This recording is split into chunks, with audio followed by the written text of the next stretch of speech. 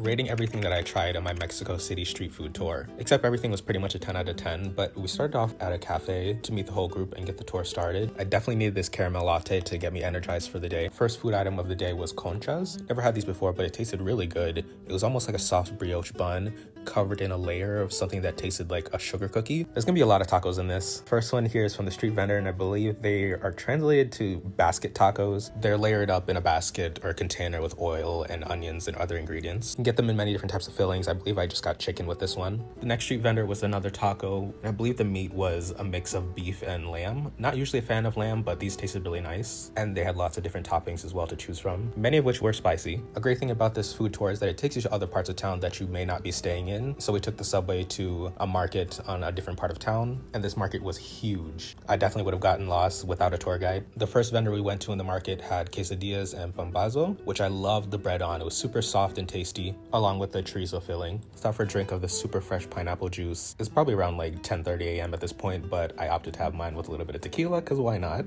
Those pours were a lot more than just a little bit, but hey, it is vacation. And that is when the insects came out. I was thinking I might have the option to try them on this food tour, but I told myself I want to get the full experience and try it while I'm here. The big long caterpillars were a bit much for me, so I had to pass on that, but I did try the grasshoppers, the ant, and the scorpion, and it really was not bad. If you have an aversion to it, it's really just a mental thing. Just don't think about it and just eat it, and it really just tastes like nothing. It just has like a salty flavor, and you get the crunch. I'm a big candy lover, so I was definitely excited to try some of the candies and snacks that they have here. Had lots of different fruit flavors, like obviously mango and soursop, which is interesting. I never saw soursop gummies before. Some of the gummies have that spicy chili layer on top of them, and there are also some chocolatey options if that's your thing. And these very thick, sweet, almost slimes. By the way, this tour is run by a company called Eat Like a Local. It's women owned and operated. And overall, I thought it was great because you get to hear a lot about the history and actually meet the people who make the food. And they make sure to have these smaller local street vendors on the tour, not just the big tourist spots. And most importantly, they make sure these vendors are properly compensated. We got on the subway again to head to Jamaica Market and try some carnitas tacos. In particular, I got the cheek, which had a great flavor. Never even seen green chorizo, but the flavor of this taco is probably one of my favorites on the tour. So many of these seasonal fruits I've never even experienced before, but they tasted great. After having some time to explore the flower market, we went to a corn vendor for esquites. The corn could be fried or boiled. I opted for boiled, and it comes with mayonnaise, cheese, chili powder, lime juice, that sort of vibe, similar to elote.